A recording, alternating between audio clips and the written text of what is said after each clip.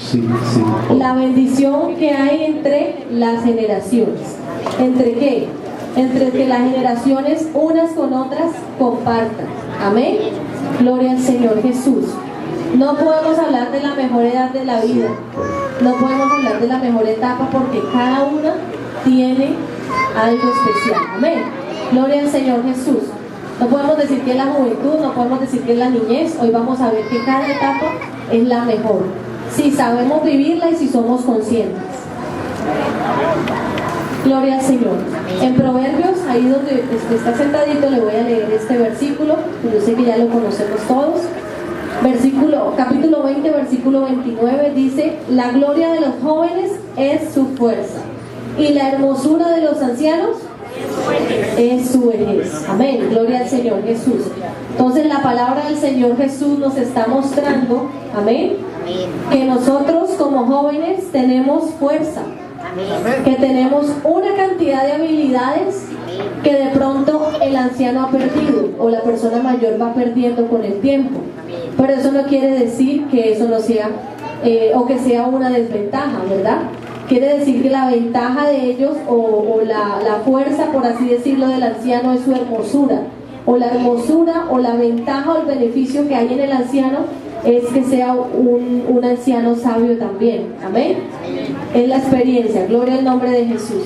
Vamos a hablar rápidamente de la riqueza de cada etapa. Amén. La palabra de Dios es clara y nos muestra la importancia entre una generación y otra, como lo estamos leyendo ahora. Amén. Gloria al nombre de Jesús. ¿Qué quiere decir el Señor con esto? Que debe haber una alianza y una unión entre los niños, entre los jóvenes, entre los ancianos, entre los adultos. Gloria al nombre de Jesús.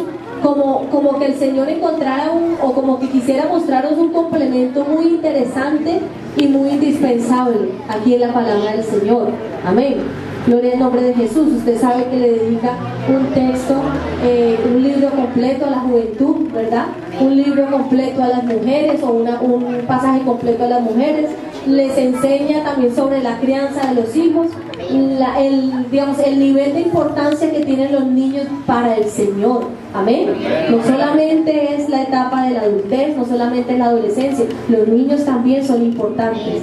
Cada etapa pareciera que tuviera un toque especial. Amén. Gloria al nombre de Jesús. Y los jóvenes tienen ese impulso, esa capacidad, esa habilidad, esa destreza, ¿verdad? Para hacer muchas cosas, pero también para saber que lo que hace tiene unas consecuencias. Amén. Como lo dice en Eclesiastés 11. ¿Qué más pudiéramos aprender entonces de los jóvenes?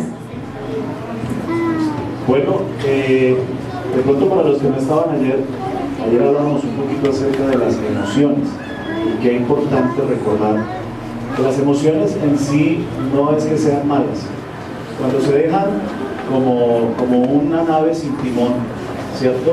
De pronto ahí es cuando el joven comete algunos errores, porque el joven quiere experimentar, tiene fuerza, ¿verdad? Tiene proyección, quiere saber, pero también debe aprender, y eso es lo que el Señor nos enseña, a poner freno en algún momento, cuando hay que tomar decisiones o cuando llegan momentos en que hay que elegir algún camino, ¿sí? Entonces es importante saber. Por eso el texto que estábamos leyendo dice que la gloria de los jóvenes es su fuerza, ¿verdad? Porque es la edad en que uno menos temores tiene.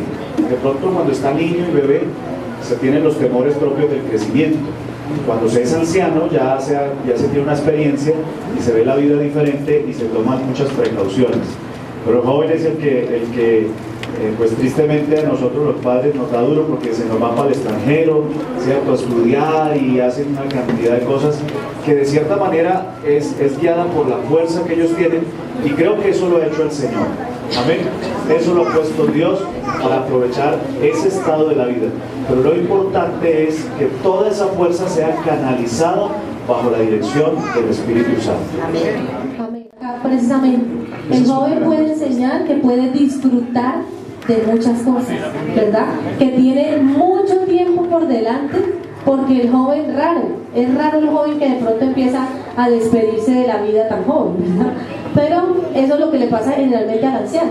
que llega a una determinada edad, que lo que decía el hermano Felipe, de pronto ya aquí ya no tengo más para dar, pero el joven siempre está enseñando que tiene mucho para dar. El joven, pienso yo que puede bloquear esa etapa de la vida cuando se es perezoso. Sí, y la Biblia habla también acerca de la pereza y dice que debemos ver a la hormiga, ¿cierto? Que trabaja y que almacena en el momento del verano para cuando llega el invierno ya meterse allá en la tierra y poder comer en todo el tiempo del invierno. Yo creería, hermano, que el verano del hombre es la época de la juventud, sin decir que claro, obviamente que nuestros ancianos no tengan nada para hacer, no vamos al extremo porque nuestros ancianos tienen mucho por hacer y ahorita vamos allá a ese punto, pero estamos hablando en el punto de la juventud y decirles, jóvenes, que si nosotros estamos siendo perezosos en nuestras proyecciones espirituales, en nuestra proyección de familia, en nuestra proyección de como profesionales que podemos llegar a ser, en tantas cosas que un joven puede llegar a hacer, entonces estamos desperdiciando esa etapa que el Señor nos ha dado. Es momento de pensar qué voy a hacer, ¿cierto? Y de empezar a almacenar esos recursos para cuando llegan épocas de un nivel más bajo de fuerza, poder tener un ahorro que nos va a servir para toda la vida. Amén. Y también debemos tener en cuenta como jóvenes que debemos aprender a asumir las consecuencias de las cosas que hacemos. ¿Ven? Que eso es lo que... ¡Oh, gloria a Dios de parte de los niños! ¡Gloria a Dios! Ya les voy a decir que pueden enseñarnos ustedes a los adultos. Nos pueden enseñar a ser humildes. Nos pueden enseñar a ser sencillos, descomplicados, relajados, ¿verdad? Nos pueden enseñar a perdonar y a olvidar con facilidad. El niño aprende a odiar porque ve al adulto odiando. El niño no es odioso porque nazca odioso. Amén. ¿Qué más nos puede enseñar un niño? ¿Qué más nos puede enseñar un niño? ¿Sus hijos le han enseñado cosas?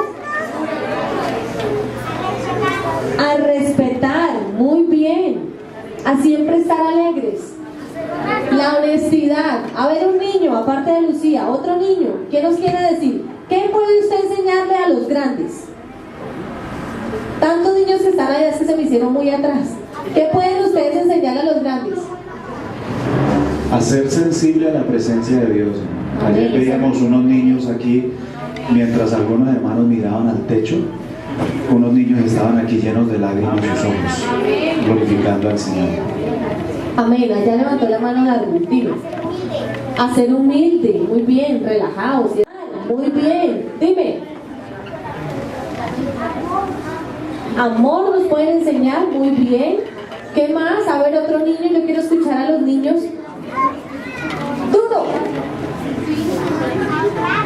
A honrar. Mucho amor, sí, mucho amor nos pueden enseñar. A honrar a los padres. ¿Qué más? Dime, David. A ser amistosos, ¿verdad que sí? Ustedes tienen amigos fácilmente. Qué importante, hermana Jenny, la enseñanza que nos dan los niños acerca del perdón. Ellos están jugando con un compañero y sucede algo y puede que en ese momento lloren y eso, pero al ratico están otra vez buscándose. Y darle gracias a Dios, escuche esto, hermano, porque muchos de ellos llegaron al Evangelio en una época de mucha persecución. Ahorita que estamos hablando de los 80 años, usted recuerde que nuestros ancianos, pastores, servidores, diáconos, llegaron al Evangelio en un tiempo de mucha persecución. Amén, amén. Algunos tienen hasta cicatrices en la cabeza de las pedradas que les tiraban por predicar el Evangelio. Sí, amén. Mi familia, yo me acuerdo, mi mamá lleva solamente como 58 años de bautizada, no más. Y ella me cuenta que en la casa de los abuelos tiraban piedra y hacían de todo y la persecución, pero ahí estuvieron perseverando.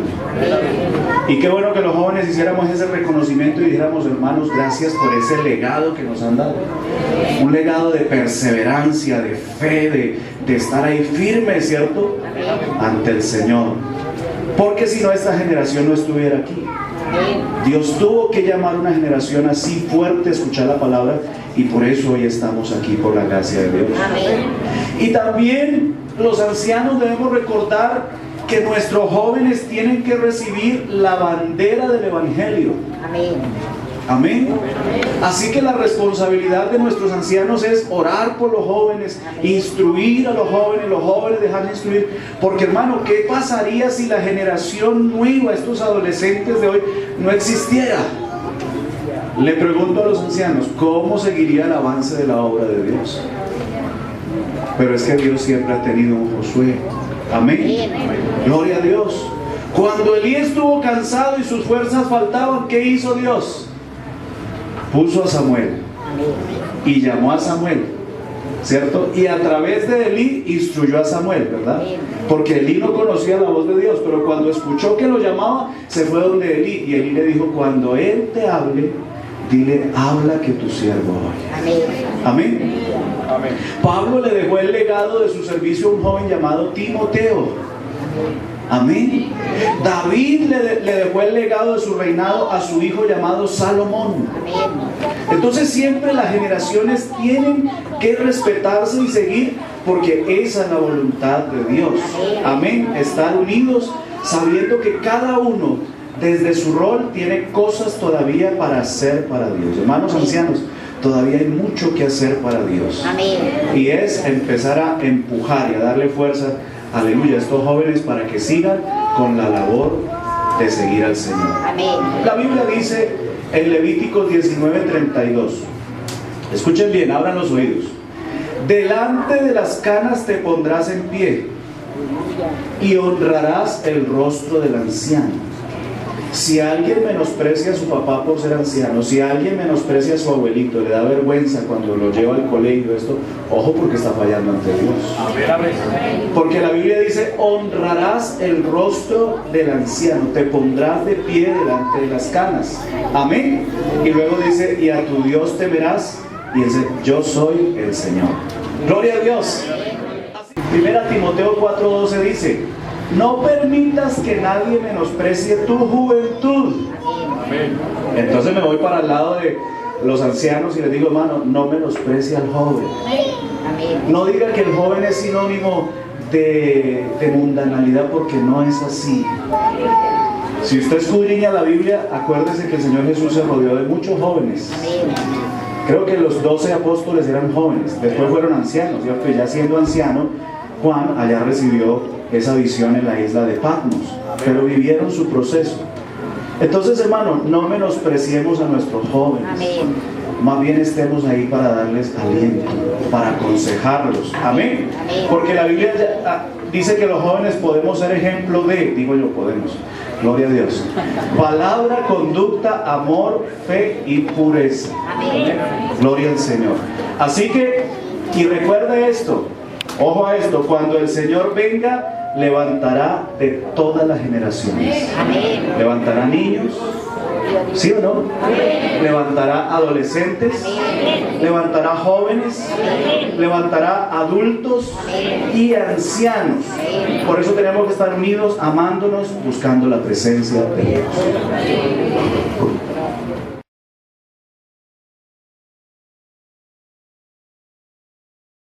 Bueno, el Señor les bendiga. Como dijo el hermano Elkin, a nosotros nos correspondió Ruth y Noemí.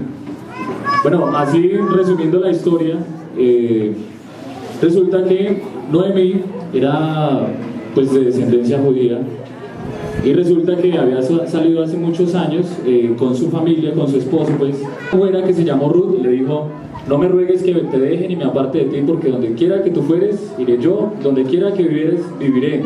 Tu Dios será mi Dios.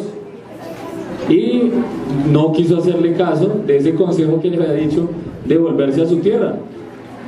Este fue el suceso como tal, y finalmente volvieron otra vez a Belén, ¿sí? Volvieron a Belén, en donde Noemí le decía, Noemí significa placentera. Entonces Noemí le decía a la gente, le decía: no me llamen ya más Noemí, llámenme Mara, porque amargura ahora tengo, ya no soy placentera, sino ya ahora soy amarga, ya soy amargada de tanto que me ha pasado. Salí de pronto con cierta condición y he vuelto peor. Entonces, esto fue lo que sucedió. ¿Qué podemos de pronto resaltar de esta situación? En una primera instancia, pues que los ancianos, los mayores se preocupan por los jóvenes. Se preocupan porque de pronto no pasen por los mismos sucesos que ellos han pasado. Y por esta razón intentan hacer lo mejor posible para que, como vemos Noemí, ella de pronto amaba a sus nueras, pero ella consideraba que iban a estar mejor sin ella, o iban a estar cada una en su tierra mucho mejor. Y por otro lado podemos resaltar que la decisión rotunda de Ruth de no dejar a su suegra fue porque algo, vea, como pudiéramos de pronto comprender, Ruth era moabita, ella no pertenecía, ella no conocía a Dios. Ella no creció escuchando de ese Dios vivo que había hecho muchos prodigios y maravillas. Ella pertenecía a una cultura idólatra, en donde no tenían estima por el Señor. Pero el ejemplo tan grande que le debió haber dado Noemí, como para ella decir, no me ruegues que te deje ni me aparte de ti, porque tu Dios era mi Dios. O sea, eso tuvo que ser por algunos principios enormes, con unas raíces muy fuertes que ella tuvo que haberle visto, como para tomar una decisión de estas. Amén.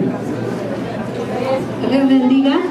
Bueno, también encontramos que al final Ruth encontró quien se casara con ella, porque la preocupación de Noemí era que ella no podía ya tener hijos y no podía haber quién la redimiera, ¿cierto? Pero allí encontró un familiar llamado Boaz, el cual se casó con Ruth.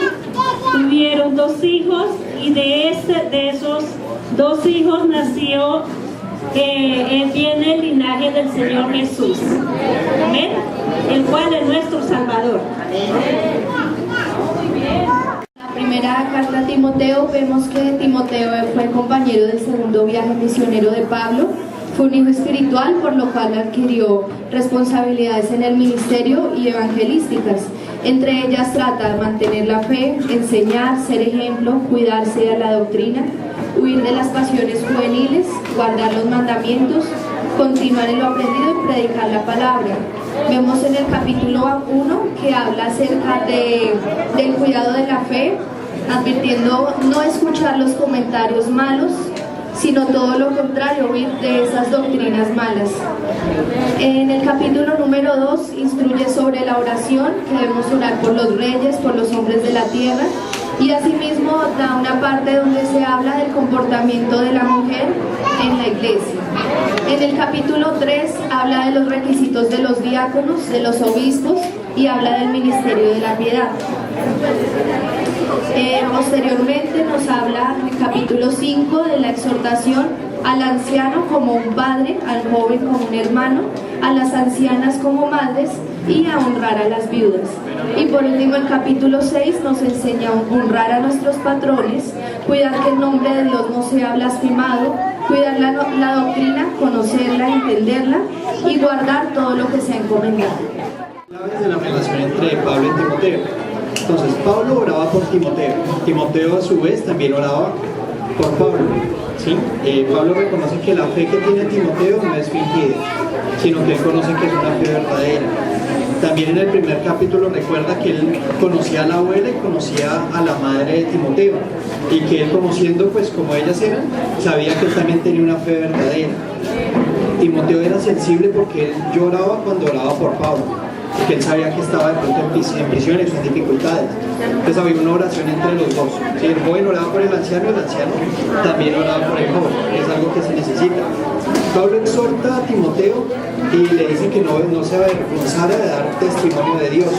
Le da consejos de pronto de lo que sabe que puede estar pasando, porque él también pasó por ahí, ¿no es cierto? Pablo le dio sanas palabras de fe y de amor y les dijo que las retuviera, que las guardara en su corazón. Elizabeth con María.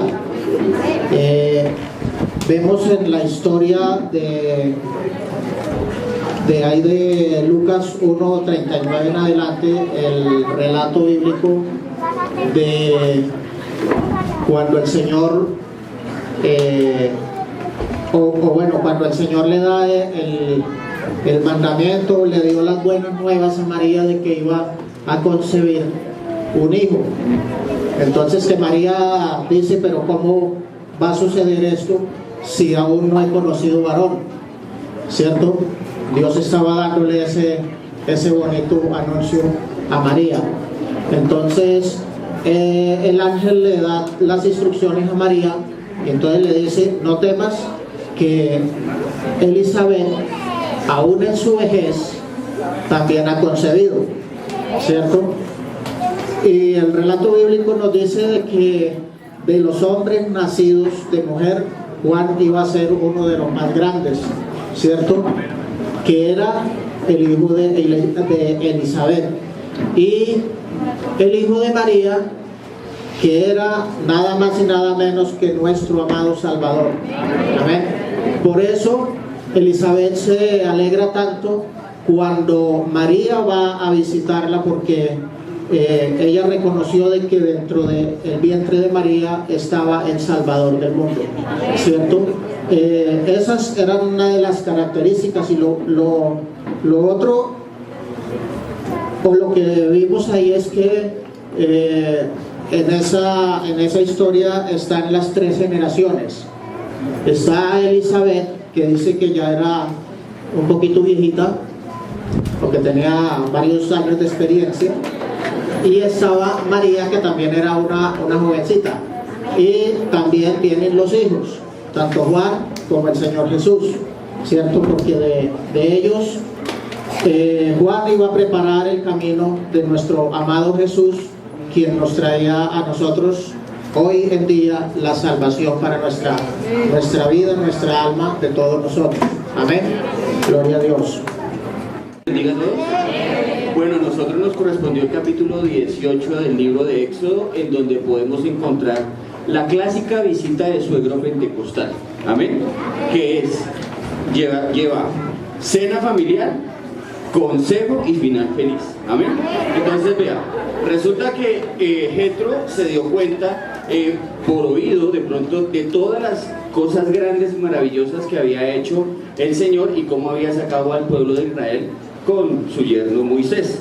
Entonces él no se quedó con eso, sino simplemente él dijo, voy a ir a visitarlos. Entonces cogió a la esposa de Moisés, a todos los nietos, y se fue a buscarlo al campamento en el desierto donde estaba Moisés. Entonces cuando llegó allá, claro, le preguntó cómo habían sido las cosas, y Moisés, muy contento de la visita de su suegro, pues entonces le testificó las grandes maravillas que el Señor había hecho con él y con el pueblo. Al escuchar esto, Jetro, lo que él hizo fue ponerse muy contento. Dice que glorificó a Dios y hizo muchísimos holocaustos. Comieron todos los ancianos del pueblo de Israel, mejor dicho, hubo un banquete maravilloso ahí.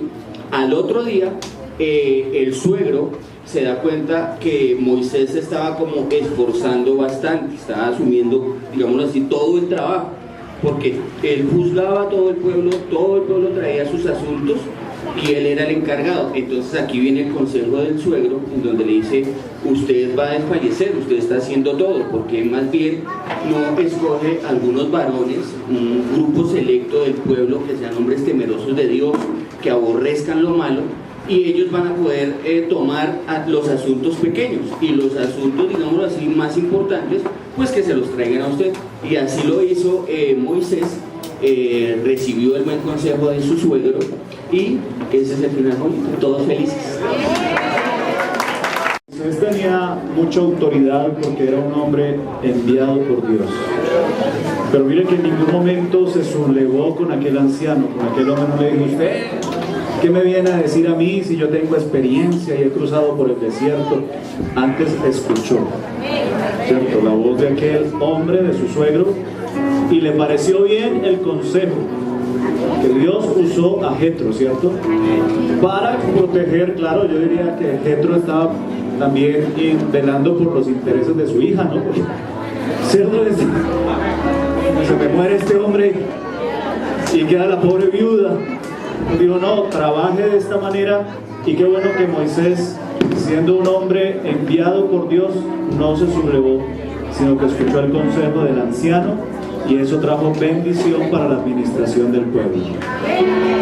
Qué bueno tener una buena relación en las generaciones, hermanos. Que nunca le hagamos un desplante a los nuestros. Que eso sea allá afuera donde falta el amor, pero aquí está el amor de Cristo. Que no irrespetes a tus viejos, a tus ancianos.